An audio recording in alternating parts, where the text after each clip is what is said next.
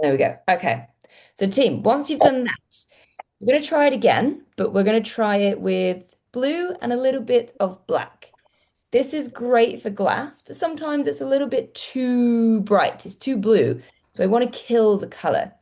I don't often use black to kill the color, but in this case, we're going to give it a go because it's nice and easy, and we're only using two colors in today's session. So I'm going to mix my blue, and then I'm going to wake up my black, and I'm just going to keep dipping in between them. Notice I don't clean my brush in between. You don't need to because we're mixing them together. So I'm mixing a dark bluey black, and then I'm doing exactly the same thing again. Dark blue, clean the brush, pull that to one side, medium tone, clean the brush, pull that to one side.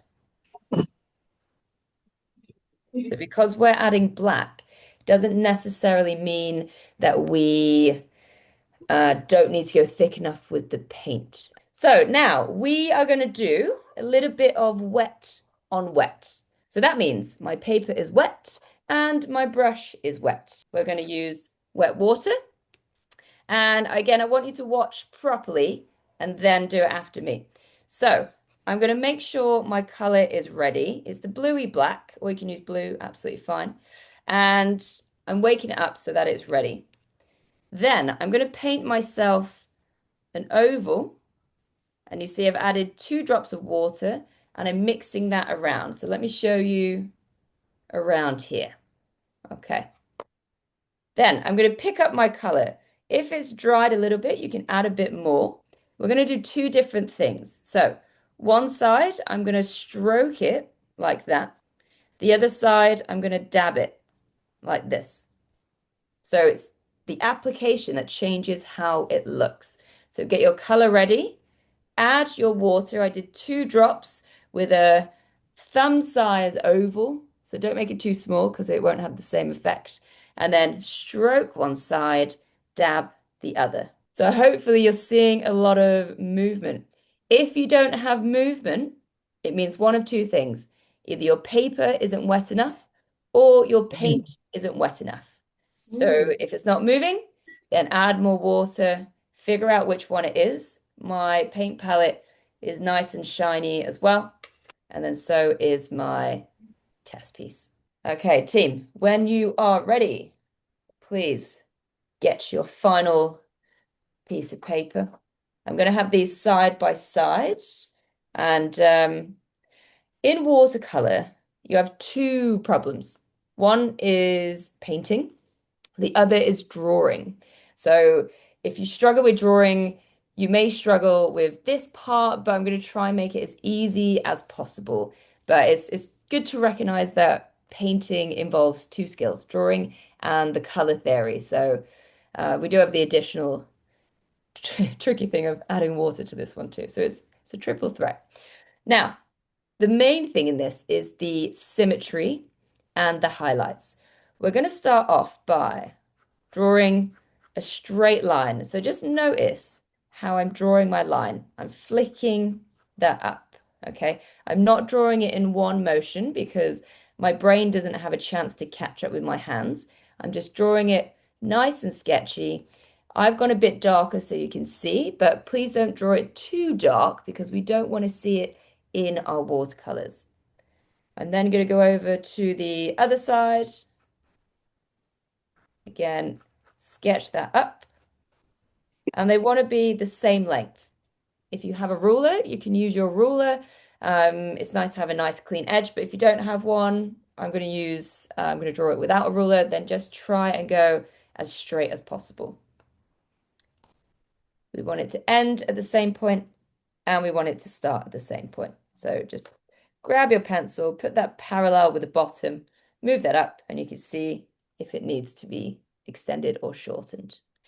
After that, you notice my pencil is above.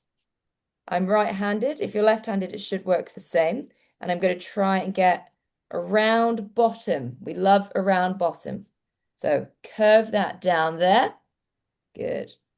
Then from here, I want to try and curve it in towards the middle. So I'm just doing a little bit at a time so that I can roughly match it. So I'm just trying to edge my way closer, and then hopefully this is pretty much in the middle.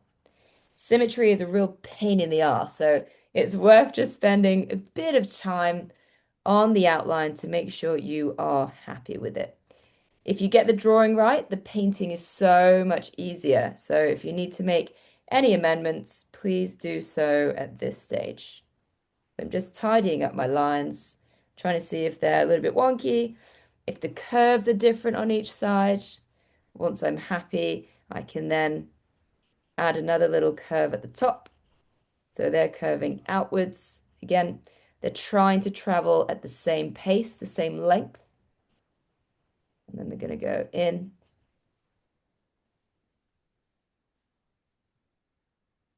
And then we're going to go across like this.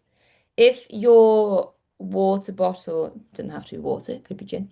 If your bottle is a slightly different shape from me, totally fine. So long as it is symmetrical, we've got a line down the middle and it should read, okay, my left side is the same as my right side.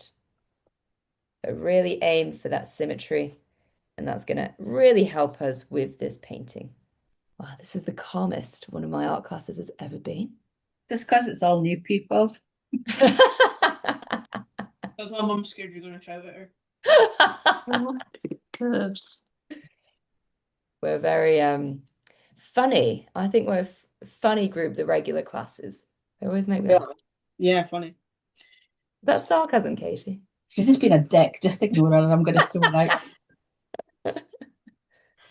Okay, once you've done that, I'm going to add some highlights. So they are weird and wonderful shape highlights. It's like an abstract painting in the Tate Modern. A little bit shit. That's what we want. Sorry if you like the Tate Modern, but not for me. Um, One that we do want to be a little bit straighter, a bit more organized is on the right-hand side. We want that to travel with the edge of the vase. So I've got a few on the top there, weird and wonderful islands. Then I have a nice shiny one down here. And I'm going to add a couple of small ones up on the stem. And that is it for the highlights. So 4, 5, 6 little highlights. Any qualms, queries, or issues? Okay. So our next stage is doing some wet on wet. We're going to let that dry and we're going to play around with a different technique whilst that dries. Now, for most of us, except Angela and the lady that was in 17 degrees, it should dry relatively quickly. So that also means we have to work very, very fast. Now I'm just going to put my paint on top of the image. Hopefully you can draw from mine if you're still drawing. And I want to make a shit ton of paint. This is big, and this isn't as big as what we're painting. So please prepare a blacky blue and add loads of water, okay? So we don't want it to run out. We don't want to have to make some of the color mid painting because it will dry, we'll get a streak, and then we'll get angry. If you don't have the black, you can use dark purple if you have it, or just use another darker color, dark green perhaps. But for most of us, we're going to use a blacky blue. Catherine, are you married yet? Not yet. It's on Friday. I Friday! finished work today and I'm off for the rest of the week. Oh my Just God. doing red men. And you're Catherine, why going. are you coming to a fucking art class if you're getting married in like a few days? Because it's such a beautiful way to start the lead-in to my wedding. So My true. God. Catherine, I'm honored. I Absolutely do honored. have a big glass of wine. As you should. All right, team. Once you've mixed your color, we are going to paint the bottle with wet water. However, I don't want you to do the whole thing because if we're new or unfamiliar with the technique, it's going to dry too quick. So we're going to do it in stages. First of all, I'm going to wet the neck because that is easier. I'm going to try and go around the highlights. And then I'm just going to give myself a little bit of excess water. But when I paint, it's really important that you are watching what I'm doing. When I paint, I don't paint down just yet. Instead, I am going to, let me just pop that to the side so you can see what I'm aiming for. I'm going to add my brush. It's moving quite a lot, and that is exactly what we want. So I did some dab, dab, dabs, which was this side, dab, dab, dab. And then I'm expanding that with clean water. So the aim is to only paint the edges. So I'm going with clean water from the middle to the left edge, and you do have to work really quickly. I'll pick up some more paint, and then again, dabbing that in, dab. You see how much that sprays out. If it's spraying too much, you can always just do the one stroke, see how it happens or see how it travels, or you can make this a little bit thicker. So once I've done that, I'm going to travel and wet the edge and being very mindful of any edges that look like they want to dry. I'm going to add the clean water there, dab that across. And it's really important as well that we're aiming for a light to medium. So let me show you one here. Light, medium. I don't want it too dark because we cannot really go back if it's too dark. But if it's lighter, we can always put it darker. Did someone say too dark as I said that? That was me. No. I put too much on. Add more water. It's tinted glass. It'll be right. Yeah, I can add more water, but I'm just ending up. The whole bottle's gone very blue now. Try and soak that bad boy up. Or yeah, it could just be like really bougie and like rich blue. So do we add colour to the edges, did you say? So pop a bit more on the brush when we get to an edge. Yes, exactly. So the middle, well, everything should be clean water first. You pick up the color you've made, and then we're just dabbing that along the edge. So we're getting a really easy glow by having darker colors around the edge, and then it's naturally wiggling into the middle without any harsh lines. It's a very nerve-wracking moment, the first paint. Any dangerous scenarios on anyone's water jars? Yeah. Yeah. Oh, yours is dark. That's okay. Anyone else? I think I was a bit heavy-handed with the pencil, but I can wait for it to dry and fix that later. So I'm not going to Okay. stress now. Yes, Becca, don't stress now. My neck is a lot darker than anywhere else. Does that matter?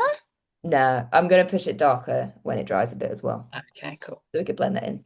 With the pencil line, when it dries properly, you can remove a good amount of it after it's all dried. So in case anyone else is worried about their pencil line, don't worry fully. So when that's done, I'm going to put mine on my lap so that it dries a little bit. If you don't have a warm lap, put it on your dog. They won't sit still. Oh, I'll bugger. be up the garden in a minute. But we want to encourage this to dry so that when we come back to it, we can work on it a bit more without the soaking wetness. If you have any like major pooling, I mean, mine is drying at record speed. If you have any like mega pools in the middle, dry the brush, place it in the puddle. Don't paint it, place it, dry. Put it in the puddle, dry. And that's, again, going to help spread the water and help it dry. Mine is only a little bit damp. Speedy. Okay, if you can, team, please go back to your test piece and we're going to practice a couple more little techniques. So this next bit requires you to hold your breath. Don't chat because we need precision now, okay? So our next bit, I'm just going to explain it. So if you're finishing off your bottle, hopefully you can listen. I am going to get us to practice some thin lines, some slightly thicker lines, and then seeing if we can teeter off so the lines become less harsh. So I'm going to aim for a medium to dark tone. So this is already nice and juicy. I'm adding my color. So let's add a couple more dabs of the pigment. Notice that I just touch it once and then I put it in my lid because I'm controlling how much I'm putting in. So I'm aiming for a medium to dark tone. And the first thing I want you to do is hold your brush really close to the tip, and you want your brush to point upwards. So see that I'm pointing towards the camera and I'm anchoring my hand down, trying to do a thin, straight line, kind of straight. Doesn't matter if it's wonky. We're going to practice a few of these.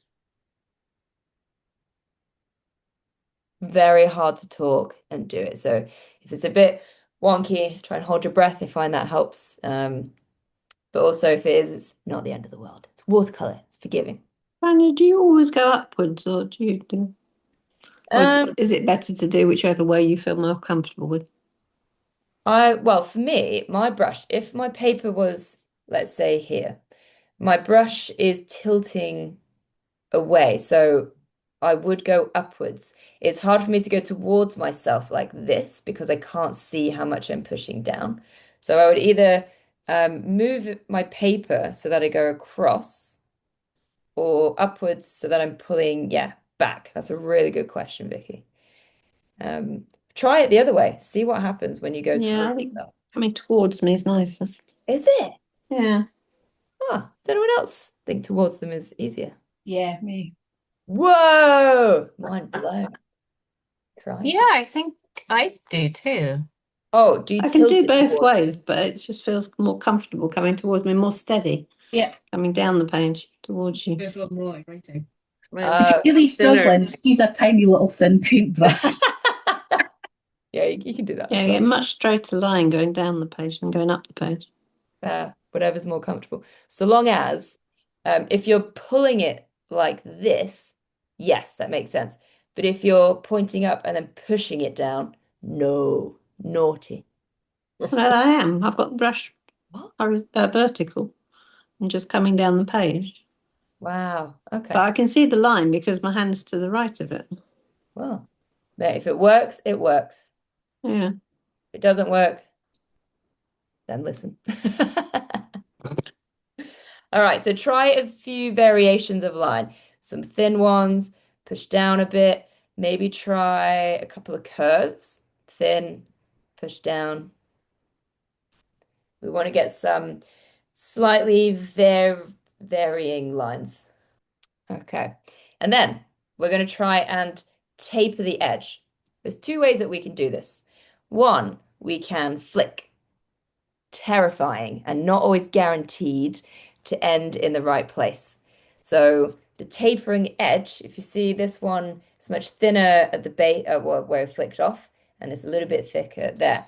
So the other thing we can do is add your paint, clean the brush, dry the brush, and then just gently add a little bit of damp color. That was terrible because I had to pull that in the way. So let me show you one more time. So you add your line, clean the brush, stroke off the excess, and then just a slightly damp brush to essentially sketch that out. So try a flick and then try and blend that harsh end into a thinner line. It just is a really nice effect on something that plays with light so much. So give that a go. Can you do the flick again, please? I missed Yeah. it. Okay. Mix some paint. So if I'm starting at the top, flick down towards you. You're on your own, guys. I have no idea. Yeah, that does work. Or you can go up. So it's important you lift your hand upwards. And then when you're ready, we're going to go back to the painting. We are going to start with the bottom, and I'm aiming for this really dark line down here, and then the edges flick up, or they taper up, whatever you're more comfortable with. So let me just get this in the screen. I'm aiming for the dark pigment, this one. It feels terrifying. It's very committal, so if you have commitment problems, this isn't for you. Otherwise, if you are comfortable, I'm going to start with a slightly thicker line. So it's good for us to start here because we don't have to go too thin. And just notice how I'm applying the brush, stroking that across. I'm not going in one motion. It can be thicker. And then I'm just going to try and go up the edge. It's quite wet, my dark. Clean the brush, stroke off the excess, and then I'm just with a damp brush stroking that up slightly. So give that a go. Try and be really careful. All right, the next thing we're going to do, I'm going to add a little bit of water. So it's now a bit of a medium tone. And I want to leave a thin line of the below color. So can you see I'm leaving a slight glow? It has color through it, but it's not a highlight. It's just a part of the bottom. And I'm going round, and then I'm going to try and go into the oval. So it's really important that you look at the reference picture and just see what I'm leaving lighter, okay? It doesn't have to be exact, but if you can get similar shapes, that's going to really, really help to give the impression that this is the bottom of the jar. We have a little bit of a glow in there. Yeah, and if you leave some random little extra glows, perfect. Texture in this painting is our friend. So the next thing is to try and go around the top bit of the stem because I haven't gone dark all the way around. If I did, it would just end up like a really strong highlight, not high, a really strong outline. We don't want and we don't need outlines when it comes to painting realistically. So again, I'm going to make that darker blue, make it a nice thicker color. And then I'm going to start from the opening, go down the edge, and then just really gently try and sketch that in. So this is a squeaky bum moment. Oh no. So we want to go along the edge here as well, and we're aiming for a tapered edge. If you're going to flick it, best of luck to you. If you want to damp the edge, great. If you have the what's the word? Dexterity, and you can just point it with your brush naturally, wonderful. It's like yoga, you've got three choices of difficulty. All options are valid. Then, once you've done that, I'm going to do a parallel line next to it. So again, keep looking at the reference picture, keep looking at mine as well and seeing how I'm applying it. I'm sketching, I'm not doing strong lines in one motion. That is absolutely terrifying. So just go all the way down. And then let's get a slightly tapered edge again on the top there. Clean the brush, dry it, just stretch that out. If at any point, team, you have caught up with me, feel free to go at your own pace. We're focusing on the dark bits now, so if you do need to go a little bit quicker, please feel free to just jump ahead, and then I will stop us when we start to push other bits. But for those of you that are following at my pace or a little bit slower, just continue, just keep watching which bit I'm going for next. And when you're ready, we're going to go for the right-hand side. Again, noticing where the dark bits are. Are they thin lines? Are they slightly thicker? Are they tapered edges?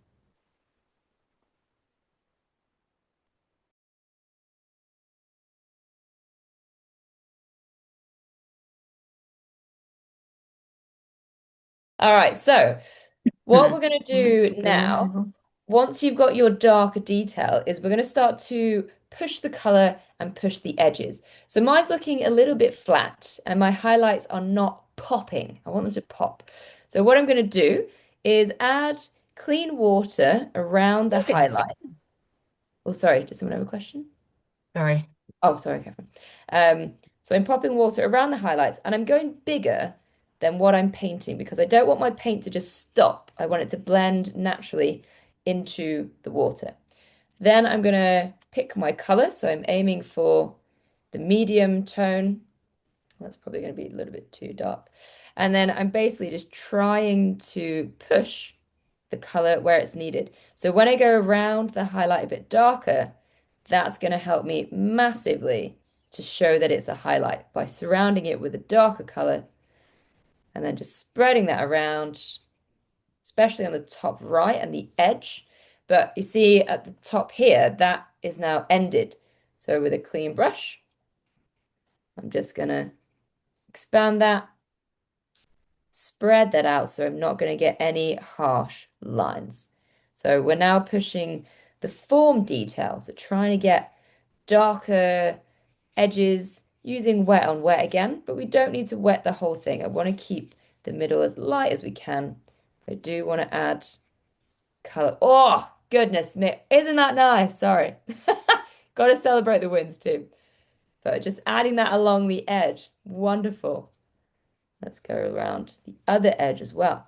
If yours has been really strong and clear from the start, you don't have to do this again. But if you're noticing it's a bit light like mine, because I encouraged us to do it a bit lighter, this is the chance to push and pull the tones and still get that lovely glowy, glassy effect.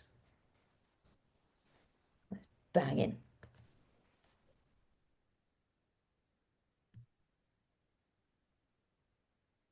Okay, a little bit of detail on the top. So I'm going darker just underneath the lip. Oh, yeah, nice. I hope you're all making these noises about your own artwork too.